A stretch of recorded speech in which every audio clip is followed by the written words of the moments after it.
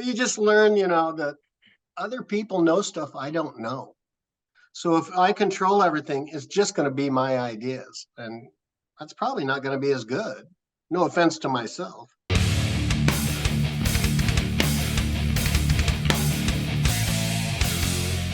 Ghost Cult Magazine welcomes in the great Kevin Rutmanis. How are you doing? I'm doing great, thanks. I'm so glad. It's really interesting. We've been connecting. I want to give a shout out to Discipline PR because I've been connecting with Dan for a while, and we interviewed Hayes, and I'm such a huge AmRep fan going way back, like all the bands, and he spent the most time in our interview talking about cows. So it's really and as we're going to talk about this new music. You have 2 new albums coming out on Rock as Hell Records, but you are like one of the pinnacle AmRep artists yourself, bands you've been in, things like that. So this is a real treat for me, but also like it's really great to talk to you right when you have 2 new things coming out. Thanks. You're more than welcome, for real. Hopefully the sounds of San Francisco don't peel in. I have had like construction right outside my window all day. I can't hear it. Good. Me neither. I think they're on lunch break. Thanks, guys. Okay. Helping me out.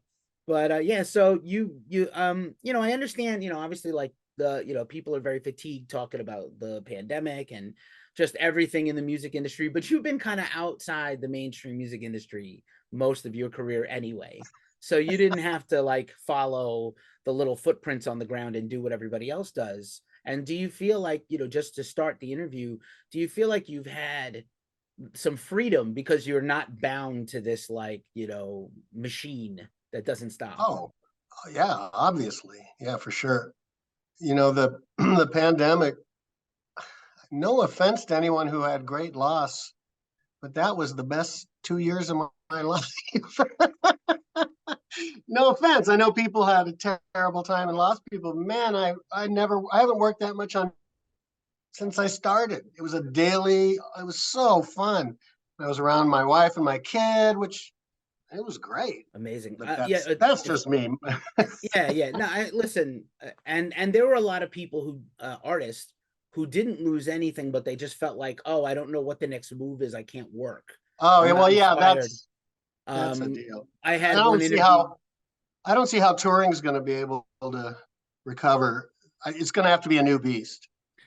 Right. I do believe we're headed for a new paradigm or two. But yeah, many artists told me like, oh, I just didn't feel creative because everything sucked. And I was like, you know what? That's okay. I'm okay with that. But you had a very productive time, and it was exact opposite for me. Yeah. I loved it. That's all I did. I did so much music. It was so fun. Oh, that's great. So it was also an introvert's paradise. If you don't like people that much, it's had not an that awesome I don't time. like them. I just don't hang around them that much. There you go. Well, I mean, if you have a few humans you like your wife and kids, then go do that. Yeah, it was. I had a nice time. It's good. So we have these 2 records coming out, and one is Hepatitis, which has a long running history, and then you have this DUNN with Rutmanis, which seems like a double entendre a little bit. DUNN with you, but also the great Trevor Dunn, who I was expounding about offline here before we started, who I absolutely let's throw an extra layer of comedy to that band name. Is who replaced me in Tomahawk? Kevin. Right? Sure. They were done with Rutmanis. I really like that name. I'm glad we used it. It is funny. I mean, not sure, it's wild. I don't want to rankle you at all and talk too soon about any bands you're not in anymore, but we'll save that for later. I'm more interested about what you're doing right now, and it's fine. Yeah, but you never know. People get very sore. Understandably so. And sure, it's all gravy here. We're just doing our job, but it's really cool that you have these 2 totally different beasts. As I said, Hepatitis is its own thing, has been its own thing, and then you have this new thing where you basically collaborated, across the interwebs with DUNN. Yeah, actually with Hepatitis also, because it was the virus, so we didn't record that stuff together. And how do you feel, like, how does that process, is that better for you? Is it liberating to do it that way for you, or did you find challenges? In some ways, it was way more liberating. I mentioned this elsewhere, is that the process of arranging is totally different because tend to do that stuff in person, you know, writing in a song is like, oh, let's change that part, this part. But on the computer, it gave me so much time. You could try such different arrange, chop out whole chunks of song, take half of it and put it somewhere else, or take out the bass here and there. It was really cool. Like I'm hoping I can still somehow do it that way. So that to me was, I don't really have any bitches about it. You know, I've made Nice. a lot of records, so to do it a new way is kind of fun. Right. Change things up finally after, the typical Yeah, it was cool. I thought it was cool. And then in terms of, I mean, you produced a lot of your own material. Have your own sort of you're running the show kind of thing across these projects? Is it easier for you that way? Less oversight, less arguing? No, we don't really have that problem. To be honest, everybody has input, you know, and like those hepatitis songs, several, I don't remember how many, but many of the songs, those guys started the process. They would send me something, then I might add something, or I did the editing. They didn't do the editing, but that's neither here nor there. And send it back, and they'd add something or take something out. So it was kind of the opposite of what you're saying, you know. It was, and with Trevor, it's just we barely try. It's so fun. It's really fun. You know, one or the other of us would send something because we can record at home, you know, nothing fancy. And, you know, the other one would add stuff and send it back. That was about it. I mentioned this elsewhere. The only direction I remember getting from Trevor during that whole process was he had sent me a really long piece and I didn't add anything to like the last half of it. And he said, oh, I was hoping you'd add something there. And that's all I remember. Nice. Well, I mean, that's the best relationships are when you finish each other's sentences musically and actually. And there's a real lack of ego in both bands, which really helps. Well, I was going to say that's kind of maybe, I don't know personally, but it seems outwardly you've done so many projects across your career, so many different collabs and so many things on your own that I feel like at this point, that's probably not a thing for you. It's all on the side. Like the art is the thing up front, right? Yeah, I hope so. But you just learn, that other people know stuff I don't know. So if I control everything, it's just going to be my ideas. And that's probably not going to be as good. No offense to myself. I mean, other people work differently and want to control all the parts, and it works great for me. But that doesn't work for me at all. It's much better if I let everyone. I mean, the Cows were that way. It's like, didn't tell each other what to play. Right. Everybody comes in and like, this is the thing. Do your thing on this instead of do it my way. So many bands are the do it my way thing. And I get it. I'm a bit of a control freak. It's hard to let go. It's hard to let go of your babies, right? You got to kill your babies, but it's hard to let go of them. Exactly right. And I'm not even against that. It just doesn't work for me. Fair enough. So of the two records, in terms of if there was an order where they worked on simultaneously, did one come before the other? How did this?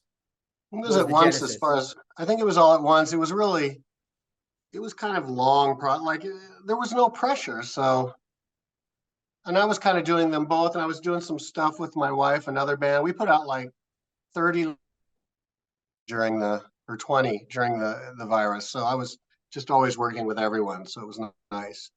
Was that 20 or 30 releases? I dropped out there for a second. Yeah. Lathe cut. We did like 20 lathe cut 10-inch records during the virus. That's insane. It was so fun. So fun.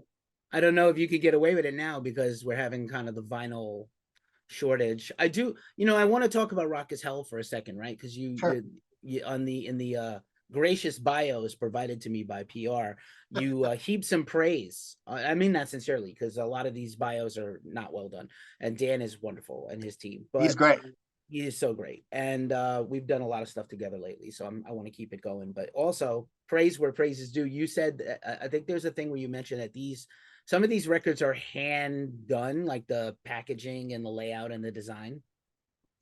Joachim's incredible. The stuff, the work he has put into these is crazy. Some of those packages we did with, he would just go along. Like I would propose the most ridiculous shit, And he would just go, sure, sounds great. And then we have these amazing packages, really nice. They're screen, there's all of them have been screen printed. He did all, we had a record that was a triple disc that had two of the discs had no grooves and there was screen printing on the flat side. He's done some amazing stuff. The new, I don't even really know how he did this. I've never seen it before. The new, here, let me grab the cover. Trevor did it, it's a collage. And somehow, Jokum, you can't really tell. It's like a matted, it's matted. This is raised. There's a raised edge. Do you have the cover?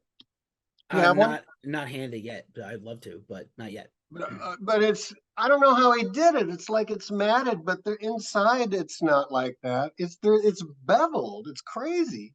I can't even imagine how much time he spent on each one of these.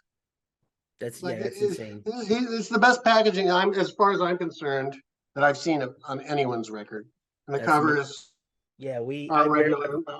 Yeah, I love that image. It's insane. I was just staring at it for a while and lose my mind a little bit. I have a sister podcast where we just talk about vinyl a lot and do like runs of bands. And so that would be, we always geek out about packaging and stuff like that. So that thing is just insanely great.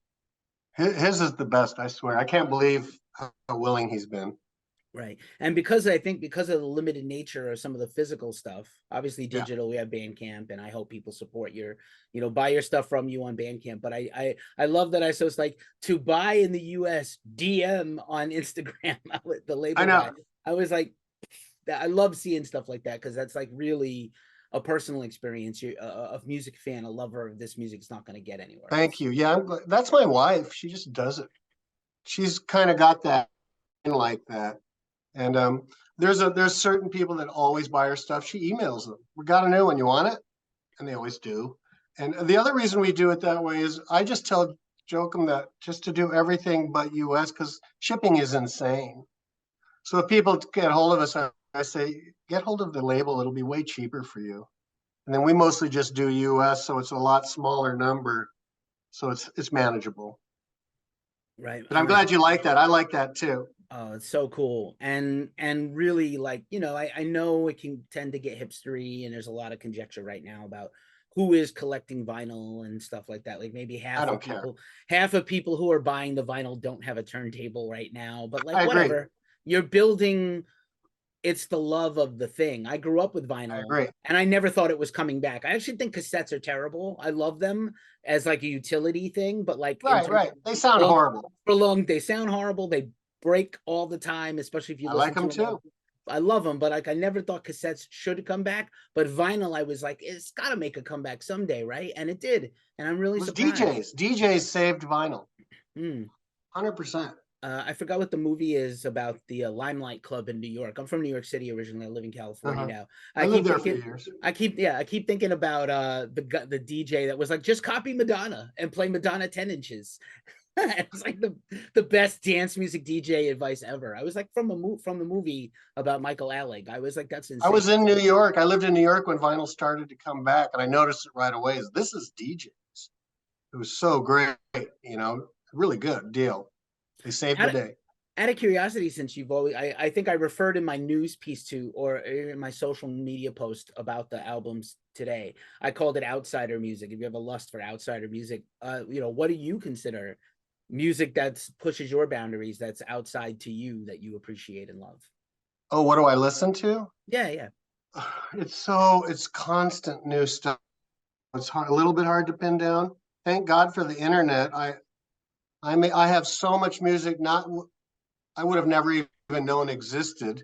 And beyond that, if I did, I would have never found it. Some weird ass free jazz cassette only thing. And I can find it. I honestly, I download music every day, and it's always, it's the most esoteric, tons of people that did it in their basement or whatever. So there's no real, it's just constant.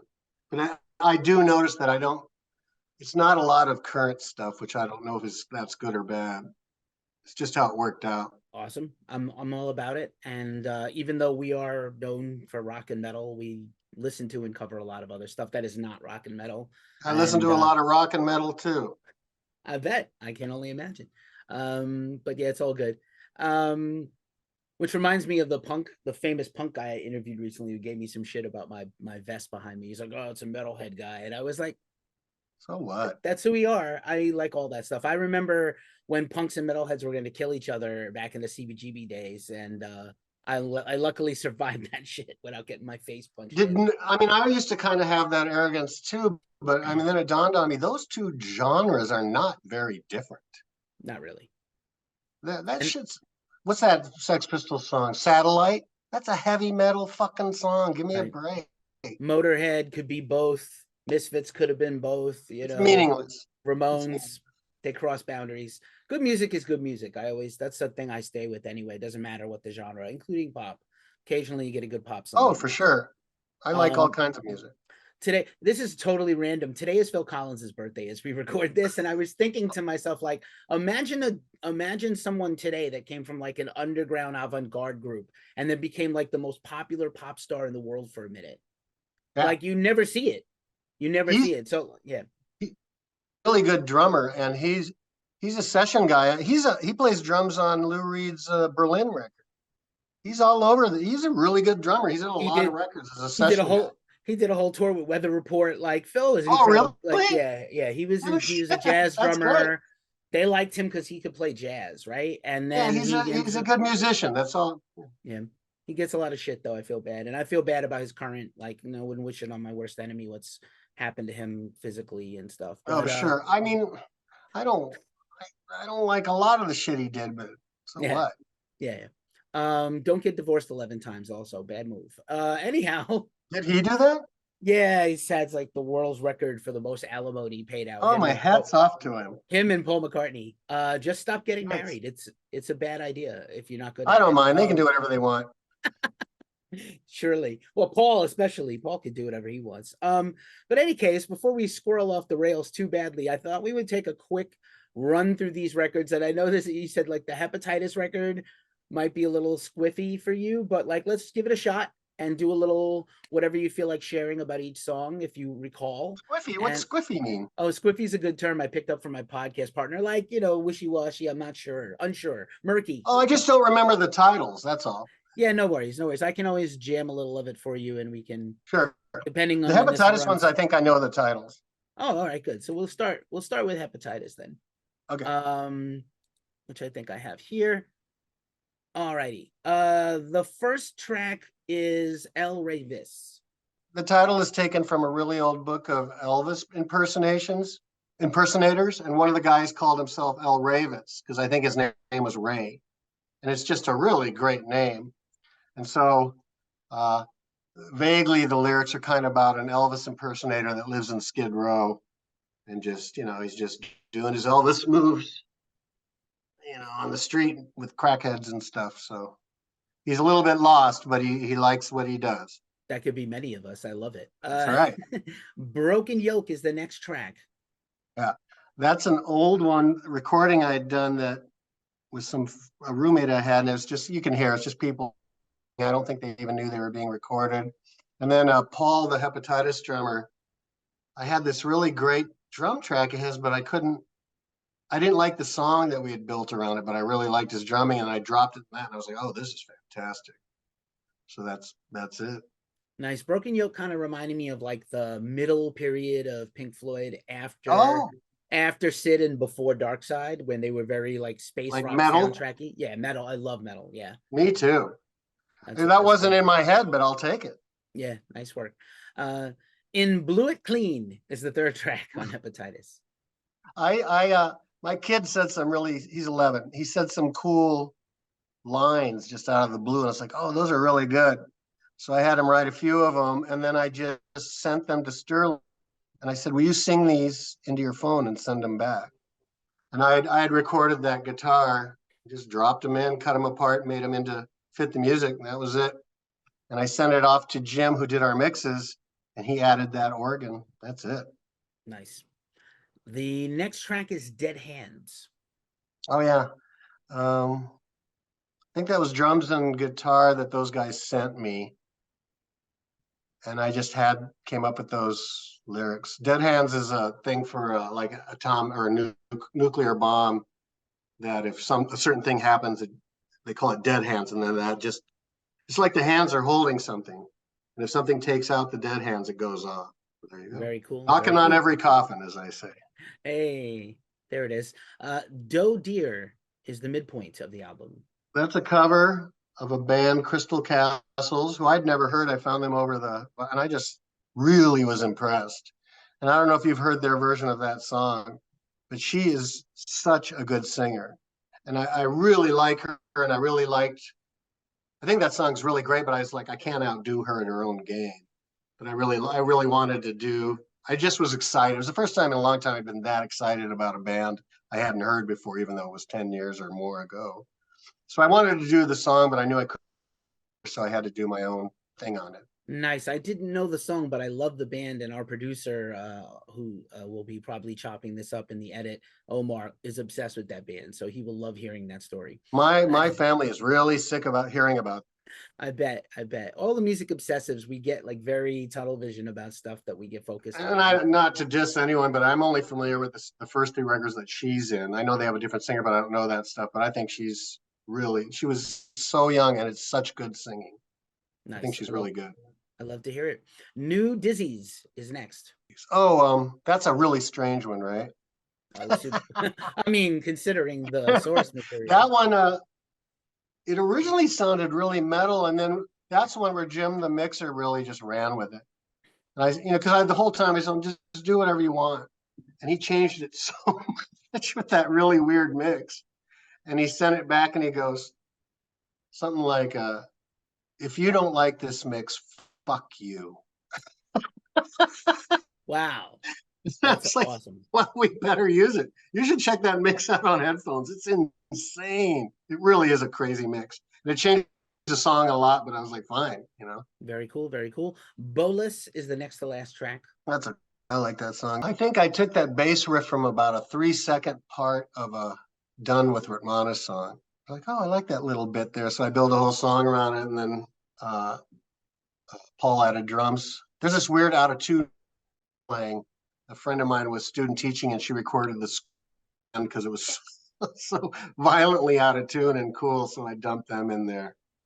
That's about it. Bolus is a food. When you swallow it, it's called bolus. The lump of food. Oh, okay. And then the final track on the Hepatitis new album is "I Know I'm Wrong" with no punctuation. I Know I'm Wrong. Those guys had written that song, sent it to me, and I really liked it. And I found a couple on YouTube just arguing, this married couple. And then, so I just dumped it in there. And those guys were like, well, that's great, but you need to sing in it. Oh, really? So I added some singing, some romantic singing. Nice. I like that. I like that frame up there, romantic singing. That's very good. And then just, obviously, Crackpot Whorehead, just as a title right off the bat for the DUNN album, immediately just puts you off your heels. You know what I'm saying? It's like one of those things. That title has affected. I remember the interviews with me that title affects people way more than I expected. That was Trevor's joke. We just throw ideas, but he sent me that one. I was like, perfect. And I go, where'd you get that? And he goes, I don't know. I just made it up. And that's it. He is a treasure. I will not shut up. He's great. He's the best. He really is. So let's give it a shot on this record. And like I said, anything if you're this one I might need. Are you just doing them in order of the record? Yeah. I'm just doing the. Oh, then I can probably figure it out. Okay, then. The first track on that record is Bird Finger. Right. Yeah. That one. I really wanted to do that beginning where it's just occasional, really spaced out sounds. And in fact, when they were mastering it, Jochen was like, "There's a lot of space here. Is that supposed to be there?" In which I get, and I was like, "Yeah, it's cool." And then Trevor sent me back that sax. So happy. He said, "This is the first time I ever played sax, and it's so good." I really liked it. Why he has a sax, I don't know. And I don't remember the other instrumentation, but I was really happy with that song. It really worked. It's a really good table setter for the rest of the record. I think too, and it's pleasant. Yeah. Irving Fine Goes to Louisville is the next track. Right. That one, Trevor made that title up, and I think he was kind of reaching for like early 20th century Americana kind of thing for that title. And if I remember right, that one he used this really weird cheap ass drum thing that he was telling me, because I really like it. It reminds me of early Americana composing. So I think that's where that all came from. That tracks. That tracks. This is my favorite title of either record. Miles Davis's Willie Nelson. Yeah, I've been waiting to use that title for so long. Now, are you familiar with he has a song called uh, uh, Willie Nelson. Yeah. He has a song. Miles Davis. I think it's either on Bitches Brew or Live Evil. Nelson, that always just cracked me up. So I thought, well, I'm going to do Miles Davis's Willie Nelson. That's it. That's the whole joke. That's perfect. I saw Miles as a kid. I don't think I knew what I was I did watching. too. Yeah, my mom dragged me. I wanted to see He Kiss. was real good. He was great. And sent me on a lifelong journey about I saw him like shortly before he died. I'm sure it was his last tour, and he didn't even play that much. But man, just second you heard one note, it was that tone. You're like, oh shit, that's really him. It was cool. I was an adult. I already liked him. I mean, I didn't know what I was experiencing until after, but yeah, now that I wish I had been a little older. Yeah. Mime Ohm is next. That's a joke. Mime Ohm, like my mom. Get it? My mom. Oh, got it. That was our guest drummer, Lee Offentopoulos. And I told him, you can kind of tell. I told him, he's so good. He lives in Australia. And I said, there's a Duke Ellington song called Caravan. And I said, I'm kind of looking for a feel sort of like that. And it's what he did. He didn't copy the riff, but it's similar feeling. And then that riff is really similar to something. I could tell. I was like, oh, it really reminds me of, maybe it was a war song or something. But I don't care. I just thought it was a nice riff. And there's a couple places where I made a fuck up, so I just dropped a gun in a car horn on those. There's two places where I made some mistakes, so it goes like there. You can't hear the mistake. And then Trevor put on those samples, and it's Charles Bukowski and Marilyn Monroe. Wow. Okay. That's all I remember about that it. adds a lot to it. That's good stuff. I thought I recognized the Bukowskis from something famous, like an interview with him. Right. I would have never known that was Marilyn, I don't think. I wouldn't have known either of them. But anyway, I really like those samples. Nice. Morton is the fifth track. Right. That one. Oh, there's Marilyn again. I had made up that weird guitar part, and then he just dubbed in the perfect upright bass stuff. And Morton, I thought I'd used it. I had made the sample of Morton Feldman where I took like 14 of his songs and piled them on top of each other. That's why it was called Morton, but I don't even hear it in there anymore. So that's that. Inspiration. Next is I America. I America is yeah, that's the next one. It's a good one. And that, oh yeah, that's a rocker. I think it's kind of rock. Yeah. I think it's the most straight ahead of any of these tracks in really? terms of. He played the most beautiful bowed stuff in this. Crazy. And he put in those voices, the choir singing. And that's me playing guitar. And the drums are not real drums. I think I found some weird drum thing online. And I know what it was. I had that drum thing on the guitar. I'd already recorded it, never sent it to him. And he sent me that beautiful bowed stuff with the voices. And I dropped mine on there. And I was like, oh, it's perfect. That's it. They were in the same key and everything. I'm gonna take a shot at this one. Is it Winning Kind? Is the seventh track? Winning Kind. It's German. I think it means win a child. Okay. That's me on guitar again. Yeah, he threw in that. He did a lot on this. He did the piano. That guitar isn't a guitar. That's me playing Mellotron. That one just kind of fell together. I think I had that guitar and I sent it to him. When he adds stuff, he can add the best stuff to the most abstract shit. It's crazy. It's really cool. Rickety Rick is the next to last track. Again, I recorded that weird acoustic guitar, and he sent me that nice bass stuff. And at first, I was like, do I need to adjust it? It sounds out of key, like a different key. And then I said I was messing with it. And he goes, "Oh, I did that out of key. Do you want it in key?"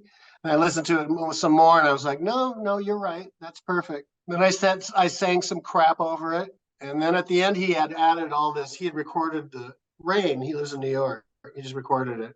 You can hear an elevator and stuff. and I left it. And he said, "Oh, I was hoping you'd add something in that part because it goes on quite a while."